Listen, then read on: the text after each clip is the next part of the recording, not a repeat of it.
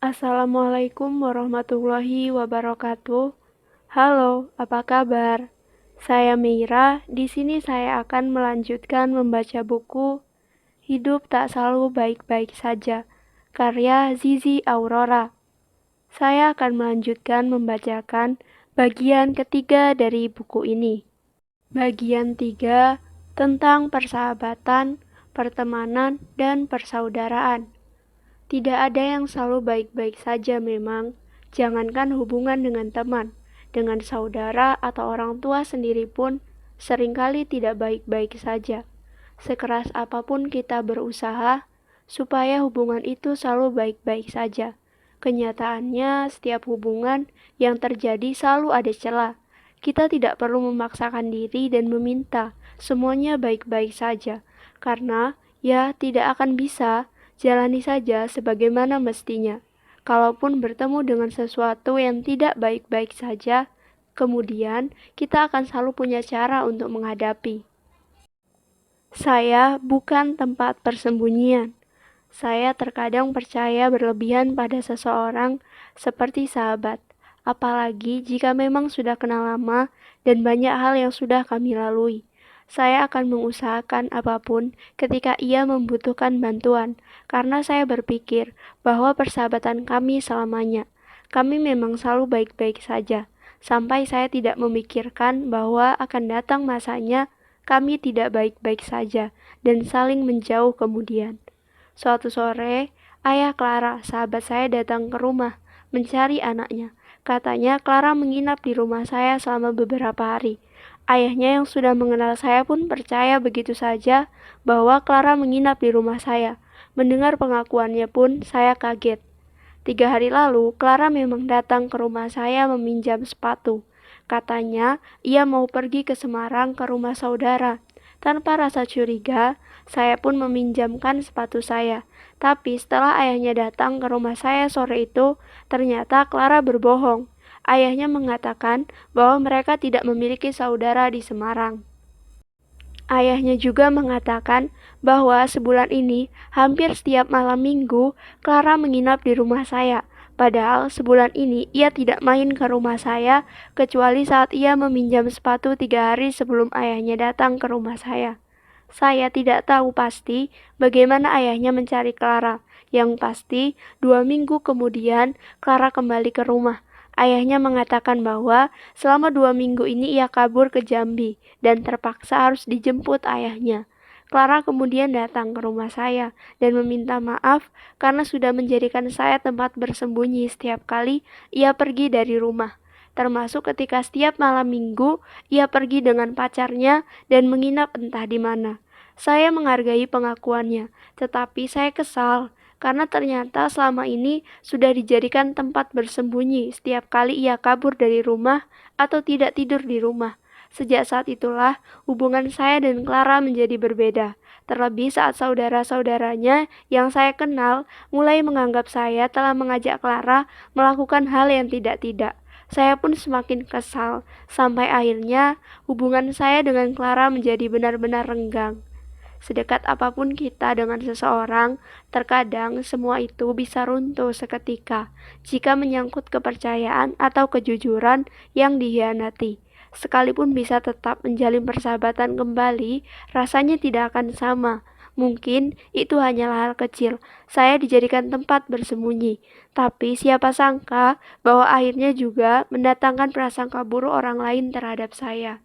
Itulah mengapa kita tidak seharusnya mengabaikan kepercayaan seseorang dalam hubungan apapun. Hanya sebatas materi. Materi itu membuat semuanya menjadi tidak baik-baik saja. Itulah yang saya alami di tengah keluarga ayah saya yang menjadikan materi segalanya. Saat orang tua saya sedang jaya-jayanya, banyak saudara-saudara ayah yang berbaik-baik dengan keluarga saya. Sampai akhirnya ada masa di mana posisi orang tua saya di bawah dan itu mengubah semuanya. Dulu saat masih jaya-jayanya, ibu saya bahkan rela menutup tabungan saat adik ayah yang paling kecil meminjam uang padanya. dalam jumlah yang tidak sedikit. Bahkan saat uang itu tidak kunjung dikembalikan pun, ibu tidak pernah mempermasalahkan. Tapi saat keadaan berbalik, tidak ada satupun saudara ayah yang berbaik hati memberikan bantuan. Mereka justru menjauhi keluarga saya dan tidak lagi seramah dulu. Berbanding terbalik dengan keluarga ibu saya yang selalu datang dengan penuh kasih sayang, tidak mempermasalahkan seberapa banyak uang yang kami miliki. Mereka tetap hangat dengan kami. Di keluarga ibulah saya belajar tentang persaudaraan yang penuh kasih. Saya belajar menerima setiap orang tanpa memandang pangkat dan derajat mereka. Di keluarga ibulah saya dibesarkan dengan kasih sayang dan bukannya dengan kecurangan materi. Sampai saat ini saya malas sekali jika harus berurusan soal materi, terutama soal uang. Itulah mengapa saya tetap membiarkan saat orang yang berutang pada saya tidak berkunjung mengembalikan atau menghilang sekalipun. Jika karena materi, orang tergiur untuk menjadikan semuanya berantakan, maka saya tidak ingin melakukan hal yang sama. Mungkin berlebihan jika saya berharap semuanya baik-baik saja, sebab saya tidak bisa meminta setiap orang untuk melakukan hal yang sama seperti saya. Tapi setidaknya saya sudah berusaha memulai dari diri sendiri dengan menjaga persaudaraan dengan kasih sayang dan bukannya uang. Seperti seorang teman yang hanya menghubungi saya ketika membutuhkan pinjaman uang saja. Sekali dua kali, saya masih menganggapnya sebagai hal yang wajar. Tapi setelah sekian kali, saya baru sadar ternyata saya hanya dihubungi saat dia ingin meminjam uang pada saya. Setelah saya pinjami uang, ia akan menghilang lama dan kembali berbulan-bulan kemudian untuk kembali meminjam uang. Bahkan saat pinjaman sebelumnya belum dikembalikan, saya sendiri tidak pernah menagihnya. Saya hanya sesekali mengirimkan pesan untuk menanyakan kabarnya. Jika sudah lama sekali kami tidak saling berkabar, tapi dirinya benar-benar hanya menghubungi saya ketika butuh meminjam uang. Berulang kali, saya akhirnya berpikir bahwa pertemanan yang sehat seharusnya tidak seperti ini. Saya kemudian mencoba untuk menagih uang yang dipinjamnya. Dari sekian banyak yang dipinjam, saya hanya menagih Rp500.000. Saat kami janjian, saya datang terlambat karena jalannya macet. Ia kemudian pergi tanpa memberi kabar kepada saya dan membiarkan saya menunggu sampai 1 jam lebih. Saya kemudian menghubunginya melalui telepon dan yang saya terima adalah amarahnya karena saya datang terlambat. Saya kemudian memintanya untuk mentransfer, tapi ia tidak mau. Sesulit itu ketika saya meminta, padahal saat ia butuh, ia bisa memohon-mohon supaya saya meminjaminya uang. Ia akan terus menanyakan apakah saya sudah mentransfer uang pinjamannya atau belum. Saya benar-benar tidak habis pikir, kenapa jika berurusan dengan uang, orang bisa berubah. Pertemanan hanya sebatas materi, bukan sesuatu yang jarang terjadi.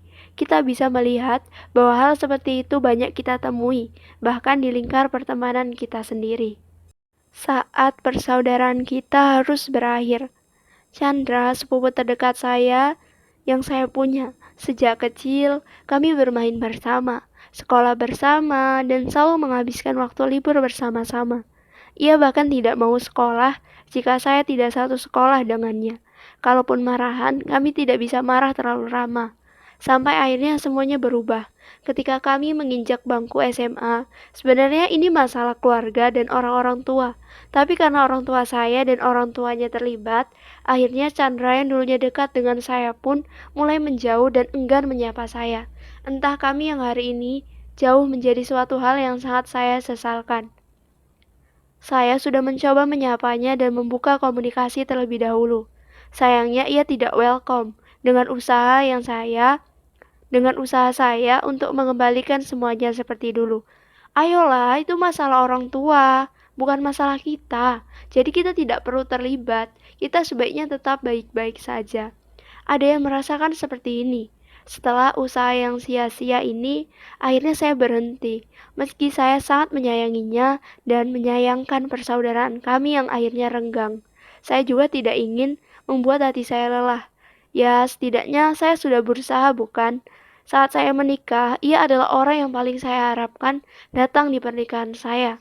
Tapi sampai acara selesai, saya tidak melihatnya sama sekali. Bulan Maret 2021 mendatang, ia akan menikah. Ia tidak mengundang saya, melainkan mamahnya, yang meminta supaya saya datang ke acara pernikahannya. Saya canggung tentu saja, saya tidak ingin menjadi tamu yang tidak diundang. Meskipun dalam hati kecil saya ingin sekali menjadi saksi di hari bahagianya. Setelah 12 tahun, kami memutuskan untuk diam. Setelah usaha saya berbaikan dengannya yang sia-sia. Saya benar-benar merasa bahwa saya bukan siapa-siapa lagi baginya. Terkadang, kita memang harus bisa menerima bahwa hubungan persaudaraan itu ternyata bisa berakhir kapan saja. Kita tidak lagi bisa memaksakan semuanya kembali seperti dulu. Sekalipun itu sangat kita sayangkan, tapi kita juga harus menjaga hati kita supaya tidak lelah karena memikirkan keadaan yang sulit diajak berdamai. Lebih baik kita berdamai dengan diri kita sendiri dengan menerima bahwa semua tidak selalu baik-baik saja. Keluarga saya tidak baik-baik saja. Tinggal di tengah keluarga yang broken home bukanlah suatu hal yang mudah. Akan selalu ada pergolakan batin karena status diperebutkan atau kita menjadi bagian yang tidak dianggap sama sekali. Kirana, seorang teman yang saya kenal semasa kuliah, menyelesaikan kuliahnya dengan berdarah-darah setelah ia memilih tinggal sendiri di Jogja, membiayai hidupnya sendiri. Ayah dan ibunya bercerai dan ia tidak memilih untuk ikut salah satunya. Pernah ia memilih untuk ikut ibunya, tapi rupanya ia tidak dianggap oleh ibunya. Ibunya benci jika melihatnya. Ibunya tidak ingin Kirana ada di sampingnya. Sementara ia sendiri tidak tahu ayahnya berada di mana. Ia pernah mencari ayahnya dengan pergi ke rumah nenek dari pihak ayahnya. Tapi yang ia dapatkan justru pengusiran. Ternyata ia juga tidak dianggap keluarga di tengah keluarga ayahnya. Dari situlah ia merasa bahwa ia tidak lagi diharapkan oleh ibu maupun ayahnya. Selepas SMA, ia kemudian pergi ke Jogja untuk bekerja. Saya salut dengan semangatnya. Saya salut dengan hatinya yang tidak pernah membenci orang tuanya. Sesekali jika libur kuliah, ia menengok ibunya, meskipun itu hanya semalam. Setelahnya, ia akan melanjutkan sendiri perjuangannya di Jogja. Ia rela mengambil kerja part-time setelah selesai kuliah, supaya ia bisa membayar uang kos dan membiayai hidupnya. Tak jarang ia kuliah pagi dalam keadaan mengantuk. Seandainya aku tahu ayahku di mana, aku pasti akan menemuinya. Aku akan tetap mengakuinya sebagai ayah, sekalipun ia sudah lama sekali meninggalkanku. Di antara kita mungkin ada yang keluarganya tidak baik-baik saja. Tapi, sudahkah kita melakukan hal terbaik di tengah keluarga kita yang tidak baik-baik saja, daripada mengeluh, marah, dendam, melampiaskannya dengan melakukan hal-hal negatif? Ada baiknya jika kita tetap melakukan hal-hal terbaik untuk diri kita sendiri. Kenapa diri kita sendiri? Karena jika kita berada di posisi seperti Kirana, di mana ibunya tidak lagi peduli, ayahnya pun tidak tahu ada di mana, kita bisa saja terjerumus pada kehidupan yang salah, karena merasa tidak memiliki siapa-siapa dan tidak diharapkan oleh siapapun. Tapi kita harus ingat bahwa masih ada diri kita sendiri yang ingin melihat hidup kita lebih baik. Kirana pun bekerja dan mengumpulkan uang selama beberapa tahun untuk bisa kuliah. Sehingga saat ia masuk S1, ia berusia 27 tahun dan memutuskan untuk kuliah di salah satu kampus swasta. Saya benar-benar salut karena ia selalu ingat bahwa memiliki dirinya sendiri di saat ia tidak lagi diharapkan oleh ayah atau ibunya. Ya mau gimana lagi? Aku sekarang hidup ya untuk diriku sendiri. Kalau memang sudah tidak diharapkan lagi, aku masih punya diri sendiri untuk dibahagiakan. Katanya diiringi tawa. Saat ibu saya pergi di usia saya yang baru 7 tahun, dan kemudian saya ikut nenek dan kakek dari pihak ibu, saya menjadi benci dengan banyak orang, termasuk kehilangan kepercayaan pada orang tua saya. Terlebih, saat kehilangan, yang saya rasakan tidak berhenti sampai di situ. Di tahun berikutnya, kakek yang sangat saya sayangi dan telah mengisi masa kecil saya harus mengalami peristiwa traumatis itu meninggalkan saya untuk selamanya. Ia sakit dan meninggal tak lama kemudian. Lagi-lagi saya tak bisa benar-benar menangis saking kehilangannya. Saya diam, tapi air mata saya mengalir membasahi pipi. Saya menangis tanpa suara. Seharian itu saya menunggu jasad kakek di saat cucu-cucu yang lain berkumpul dan bermain di luar rumah. Saya menangis sendirian di samping jenazah kakek sampai akhirnya diangkatkan dan saya mengantarnya ke pembaringan terakhir. Saya yang kehilangan orang-orang tercinta dalam satu tepukan membuat saya semakin takut dan sedih. Entah, rasanya saya sudah diajarkan tentang kehilangan, bahkan sejak saya kecil. Meskipun ibu kembali di hari itu, rasa kehilangan dan sisa kenangan kehilangan itu seperti putaran adegan yang terus berputar di kepala saya. Sampai saya beranjak dewasa, putaran adegan kehilangan itu terus mengikuti. Bukan kemudian saya menjadi takut kehilangan lagi, tapi justru membuat saya menjadi tidak takut kehilangan apapun. Bahkan jika saya atau orang lain sudah merasa saling tidak cocok, entah itu partner kerja, teman, orang yang menjalin hubungan dengan saya bisa dengan mudah mengatakan, "Kamu kalau mau pergi ya pergi aja." Dalam hati menambahkan, "Dulu ibuku juga pernah pergi meninggalkanku. Aku aja baik-baik aja, dan aku masih hidup sampai sekarang, apalagi cuma kehilangan orang kayak kamu." Sifat saya ini mungkin terkesan sombong dan keras, tapi saya sadar masa lalu itu telah membentuk sebuah pertahanan dalam diri saya untuk tidak pernah takut kehilangan apapun. Kita tidak bisa memilih dilahirkan di tengah keluarga yang seperti apa, tapi jika mau, kita bisa memilih ingin menjadi seperti apa. Meski latar belakang keluarga tidak selalu mendukung, bahkan kita bisa memilih ingin memiliki keluarga yang seperti apa ke depannya. Itu hanya soal keberanian kita menentukan jalan dan pilihan hidup kita. Saya juga orang yang hidupnya tidak selalu baik-baik saja. Saya juga lahir di keluarga yang tidak selalu baik-baik saja. Tapi saya sadar saya bisa menyiapkan banyak pilihan untuk hal-hal yang bisa saya pilih.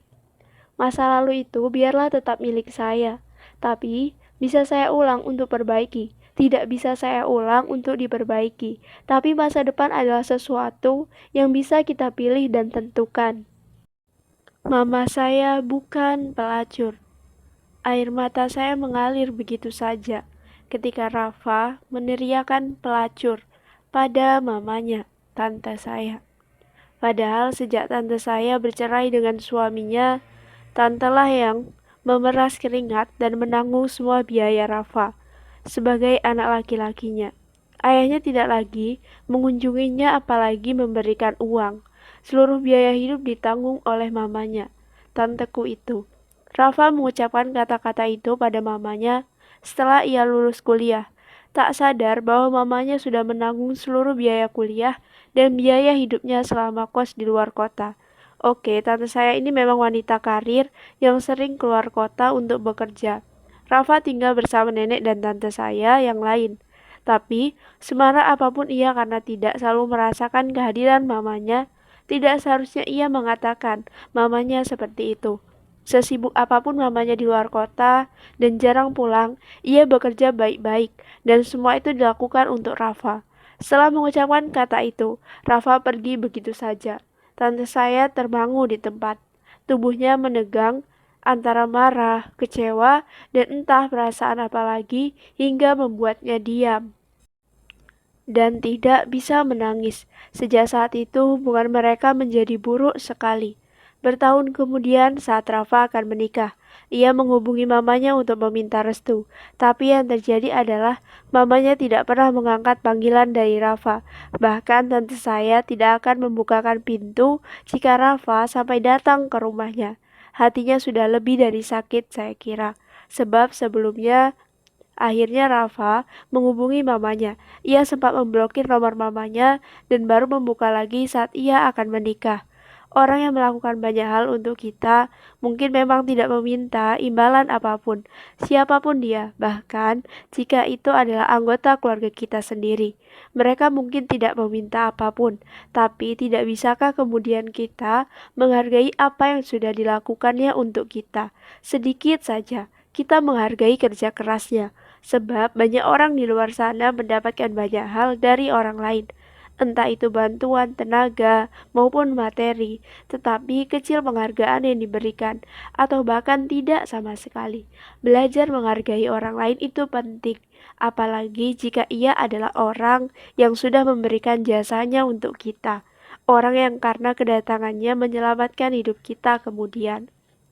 Kita tahu rasanya orang yang tidak dihargai bukan, sekalipun itu menyakitkan baginya, seringkali ia lebih memilih menyimpan untuk dirinya sendiri, daripada harus memulai perdebatan, daripada orang lain justru menyangka ia meminta imbalan, ia akan memilih diam. Semua akan lost kontak pada waktunya. Semakin kita dewasa, kita pasti merasakan satu persatu teman menghilang. Menghilang karena kesibukan masing-masing, menghilang karena mereka bekerja keluar kota, atau karena mereka sudah memiliki keluarga masing-masing. Awalnya, mungkin kita merasa kehilangan segala sesuatu yang dulu bisa kita lakukan bersama-sama. Mulai harus kita lakukan sendiri. Mereka yang dulu selalu ada, mulai sulit dihubungi, dan tidak selalu punya waktu saat kita ingin bertemu. Ya, semua akan lost kontak pada waktunya. Jangan merasa sedih, dan sendiri dulu ya, kita harus belajar. Menerima bahwa semuanya memang akan seperti itu. Setiap dari kita akan melanjutkan pada fase hidup masing-masing. Itulah kenapa sebaiknya kita melatih diri untuk tidak bergantung pada siapapun. Sebaiknya kita terbiasa melatih diri untuk melakukan sendiri apa yang bisa kita lakukan sendiri. Saya termasuk orang yang bergaul di lingkungan kecil, tapi sejak dulu saya tidak pernah memaksakan bahwa saya harus melakukan segala sesuatunya dengan teman. Misalnya, sejak dulu saya terbiasa nonton di bioskop sendiri, makan di rumah makan sendiri, belanja sendiri, ke toko buku sendiri. Meskipun sesekali saya juga pergi bersama teman-teman, tetapi saya sudah membiasakan untuk sendiri. Seiring berjalannya waktu, satu persatu teman saya pergi ke luar kota untuk bekerja. Lalu ada yang menikah, dan mulailah kami jarang bertemu, dan hanya berkomunikasi sekali saja. Saya juga merasa sedikit kehilangan, tapi saya selalu meyakinkan pada diri saya sendiri bahwa selama ini saya sudah terbiasa sendiri. Seharusnya saya tidak apa-apa jika tanpa mereka. Semua memang harus dibiasakan dan dilatih. Hidup memang terkadang sesepi ini, tapi itulah yang memang harus kita lalui. Kita sebaiknya melatih diri supaya tidak bergantung pada siapapun. Sebab yang pada akhirnya ada untuk kita adalah diri kita sendiri. Banyak tangan yang mencampuri urusan saya. Saat saya mendidik diri saya untuk tidak ikut campur urusan orang lain, malahan orang lain yang ikut campur urusan kita. Ya, hal-hal seperti ini memang ada. Kadang ikut campur, kejauhan malah. Terus kita harus gimana dong? Nikmati saja, sejauh mana mereka ikut campur, keputusan tetap ada di tangan kita kok. Jangan buru-buru meledakkan amarah ketika ada orang lain yang ikut campur urusan kita. Bisa jadi urusannya malah tambah rumit. Selama mereka ikut campur dengan ikut andil dalam hal-hal yang positif, terimalah dengan lapang dada. Tapi jika sudah terlalu jauh, kita bisa menghentikan semuanya. Jadi sejatinya kita tidak perlu menyalahkan orang lain karena kendali tetap ada di tangan kita. Saat saya masih kuliah, saya sering pulang larut malam, lantaran saya sering pentas atau kerja dan mendapatkan shift malam. Awalnya hanya menjadi bisik-bisik tetangga, tapi lama-lama ada juga yang berani menegur saya. Oke, saya menerimanya, dan saya anggap bahwa ia sedang peduli terhadap saya. Tapi lama-kelamaan, bukan hanya satu orang, tapi beberapa orang mulai berbicara seolah lebih tahu tentang apa yang saya lakukan di luar sana. Disinilah saya berhenti. Saya tidak mau mereka ikut campur terlalu jauh dan menjadi sok tahu, sebab saya jelaskan sekalipun tidak akan membuat mereka mengerti. Jadi saya memilih diam dan memilih menghindari pertemuan dengan orang-orang yang berani mencampuri urusan saya terlalu jauh. Saya tahu hidup saya tidak selalu baik-baik saja, bahkan banyak celah di mata orang lain. Jadi terkadang saya harus menghindari orang-orang yang terlalu jauh mencampuri hidup saya. supaya saya tetap bersyukur dengan hidup saya yang saya miliki. Sebab di luar sana ada banyak orang mencela hidupnya sendiri setelah membiarkan orang lain ikut campur terlalu jauh dengan hidupnya. Kenapa justru orang yang paling dekat? Percaya tidak? Orang yang paling rentan berkonflik dengan kita adalah orang yang paling dekat. Bukan hanya hidup yang tidak baik-baik saja, tetapi kadangkala kita juga harus dipertemukan dengan orang yang kurang tepat. Bahkan setelah bertahun-tahun menjadi sahabat, setelah bertahun-tahun menjadi sosok yang kita anggap dekat dan kita percaya. Semasa saya kuliah, di kampus ada kantin kejujuran. 4 orang teman saya, Ersi, Friska, Santi, dan Heni, jualan di situ dengan kesepakatan bagi hasil. Selama hampir 2 tahun, mereka baik-baik saja dan semakin akrab saja. Kebetulan mereka teman sekelas saya. Jika tugas kelompok, mereka akan menjadi satu kelompok. Ke perpustakaan pun selalu bersama. Mengerjakan tugas individu pun juga dilakukan bersama-sama. Sampai saat ada kepanitiaan kegiatan kelas, mereka berada di seksi yang sama. Oke, mereka yang kemana-mana selalu berempat mulai menarik perhatian teman-teman sekelas. Tapi kami memilih diam dan biasa saja. Sampai di satu kesempatan, salah satu dari mereka, RC, bermasalah soal uang jualan. RC mulai sering terlihat sendirian dan tidak lagi gabung dengan 3 orang teman yang lainnya. Bahkan saat saya minta tolong untuk memberikan uang kepada salah satu temannya, ia menolak. Ia benar-benar menjauh dan tidak ingin lagi berurusan dengan mereka.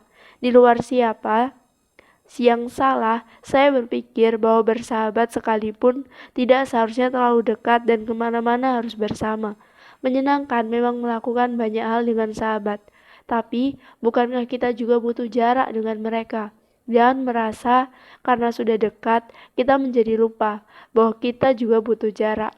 Kita menjadi lupa bahwa mereka juga bisa saja melakukan salah satu atau hal yang menyakiti hati kita.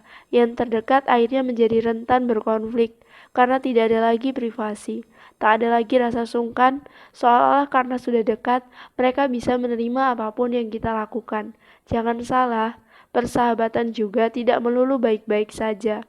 Untuk itulah kita perlu jarak, menjaga privasi, dan tetap memiliki rasa sungkan. Hanya karena uang. Sampai hari ini saya paling malas jika harus berurusan dengan uang. Keluarga besar ayah saya hari ini hidup sendiri-sendiri dan tidak saling kenal setelah semua meributkan uang warisan. Beberapa teman yang saya kenal menyudahi pertemanan mereka hanya karena ada dari mereka yang tidak segera mengembalikan uang. Saudara-saudara saya pun begitu. Hanya karena uang pinjaman yang lama belum dikembalikan, mereka kemudian tak saling tegur sapa. Ini jelas membuat saya prihatin, tapi dari situlah saya kemudian belajar. Uang bisa merusak segalanya, meski di sisi lain juga bisa membeli segalanya, termasuk pertemanan atau persahabatan ataupun persaudaraan. Itu bagi mereka yang hidupnya hanya selintas soal uang. Bagi saya, uang bisa membeli apapun selain persaudaraan dan pertemanan. Sebisa mungkin, saya mendidik diri saya, supaya saya tidak menjadi salah satu dari mereka yang suka meributkan uang. Ada seorang teman yang meminjam uang kepada saya, dan sampai hari ini belum kembali. Bahkan orangnya mulai ganti nomor, dan saya kehilangan jejaknya. Saya diamkan. Saya tidak mau mengejarnya dan memilih untuk mengikhlaskannya. Ada saudara yang kerap meminjam uang dan belum kembali. Saya memilih untuk tidak membahasnya. Ada seorang karib yang sudah hampir 3 tahun berhutang kepada saya dalam jumlah yang tidak sedikit. Saya tidak menanyakannya. Kenapa saya begitu? Pertama, saya tidak mau merusak persaudaraan dan pertemanan hanya karena uang. Kedua, itu adalah cara lain bagi saya untuk menilai seseorang, sebab beberapa orang menjadi begitu serakah jika dihadapkan dengan uang, bahkan sampai rela pertemanan dan ataupun persaudaraan pecah karena uang. Saya bisa saja meminta uang yang saya pinjamkan, tapi saya memilih untuk tidak melakukannya. Oke, itu saya yang dulu.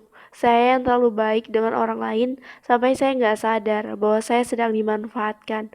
Tapi saya punya satu pengalaman yang cukup memotivasi saya, kenapa saya harus selalu berbuat baik. Saya memiliki 3 orang tetangga yang kurang mampu secara ekonomi. 2 orang dari mereka janda, dan satu lagi seorang ibu 2 anak yang menjadi pembantu rumah tangga di rumah orang. Satu waktu mereka pernah meminjam uang dari seorang pensiunan. Tidak banyak yang mereka pinjam, sekitar 10.000 sampai 50.000. Tapi si pensiunan itu tidak meminjaminya dengan alasan tidak punya uang, padahal ia baru saja gajian. Lalu mereka datang ke rumah saya dan meminjam uang kepada ibu. Sayangnya saat itu ayah saya sedang tidak bekerja dan ibu sedang tidak ada uang lebih selain untuk makan. Saya kemudian berpikir, bagaimana jika saya saja yang meminjaminya? Saya sudah bekerja dan uang saya lebih dari cukup untuk meminjami mereka. Akhirnya saya meminjami mereka. Sejak saat itulah, jika mereka butuh uang, mereka biasanya akan meminjam pada saya. Entah kenapa juga adalah sebuah kebahagiaan bisa meminjami mereka. Satu hal yang saya salut dari mereka, mereka selalu berusaha untuk mengembalikan, meskipun dalam waktu yang lama sekalipun. Mereka bahkan tidak pernah lupa atau meremehkan, meski yang dipinjam hanya 10.000 atau 20.000. Mereka selalu mengembalikan. Bahkan saat mereka belum bisa mengembalikan dalam waktu lama, mereka datang ke rumah saya dan meminta maaf, belum bisa mengembalikan. Dari sinilah hati saya semakin terbuka untuk memberikan pinjaman uang kepada mereka. Ketika mereka datang karena belum bisa mengembalikan, saya katakan bahwa tidak perlu dipikirkan, dipakai saja dahulu. Dengan sendirinya, dalam hati mengikhlaskan, seandainya mereka tidak bisa mengembalikan uang itu. Dengan sendirinya pula, saya selalu menyisihkan uang saya jikalau mereka datang untuk meminjam. Bahkan, sampai saya menikah dan tidak tinggal di rumah orang tua lagi, saya menitipkan uang pada ibu. Kalau saja mereka butuh uang, saya merasa bahwa mereka yang berusaha mengembalikan uang pinjaman adalah orang-orang yang menghargai orang yang meminjami mereka. Itulah mengapa ingin rasanya saya lebih baik kepada mereka. Uang memang bukan segalanya. Kita berhak meminta apa yang menjadi hak kita. Tapi saya rasa tidak perlu sampai dipaksakan, dikejar-kejar sampai merusak persaudaraan atau pertemanan itu sendiri. Intinya, saat kita mengikhlaskan apa yang sudah kita keluarkan, Tuhan akan selalu menggantinya dengan sesuatu yang lebih.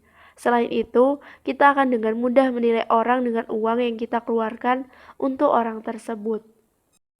Tutup buku kita. Satria, seorang teman yang saya kenal bertahun-tahun lalu. Saya tahu betul ia sesungguhnya orang yang baik. Saat ia memiliki kelebihan, ia selalu ingat teman-temannya. Ia tidak menikmatinya sendiri. Ia selalu mentraktir teman-temannya, bahkan saat temannya meminjam uang padanya. Ia akan mengeluarkan uang tersebut untuk mereka. Hanya saja, ia masih berharap semoga suatu saat mereka yang pernah ia tolong itu juga menolong ketika ia butuh.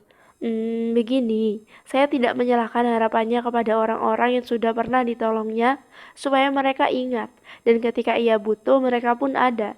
Hanya saja harapannya itu sedikit membuatnya terlihat mengharapkan imbalan secara tidak langsung.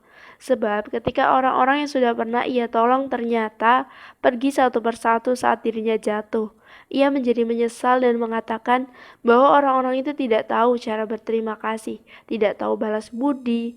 Nah, itulah mengapa setelah kita menolong orang, sebaiknya tutup buku kita rapat-rapat. Saya pun mendidik diri saya untuk seperti itu. Ada beberapa orang yang meminjam uang pada saya, layaknya pinjaman. Sebenarnya saya berhak menagih, tapi saya tidak melakukannya. Bahkan di antara yang saya pinjami itu ada yang kemudian ganti nomor dan menghilang. Saya tidak pernah mencarinya. Ada yang sudah nyaris 4 tahun tidak melunasi utangnya. Aku pun tidak pernah meminta, padahal jumlahnya pun tidak sedikit. Saya tidak mau kecewa dan menjadi berhenti berbuat baik. Itulah mengapa saya kemudian mendidik diri saya untuk menutup buku setelah menolong orang lain. Terserah jika kemudian orang itu menghilang, tidak menghargai pertolongan saya, itu sudah bukan urusan saya. Urusan saya adalah menolongnya, setelahnya terserah dia. Saya tidak meminta kalian melakukan hal yang sama dengan saya. Jika memang ada hak kita di dalamnya, kita pun berhak memintanya. Tapi jika kita berbesar hati untuk mengikhlaskannya, maka itu lebih baik daripada kita harus kesal dan menjadi enggan berbuat baik. Awalnya saya juga kecewa. Kenapa? Kok dia malah hilang? Padahal dikomunikasikan baik-baik dengan saya pun, saya tidak akan marah. Akhirnya daripada saya terus-terusan kecewa dan kesal, saya mencoba berbesar hati mengikhlaskannya. Setelah itu, terbukti membuat hati saya tenang. Saya pun berpikir bahwa setiap kebaikan yang saya lakukan sebaiknya lekas saya tutup dan tidak perlu mengharapkan orang yang saya tolong membalas apa yang saya lakukan untuknya. Sekian audiobook kali ini. Terima kasih telah mendengarkan. Wassalamualaikum warahmatullahi wabarakatuh.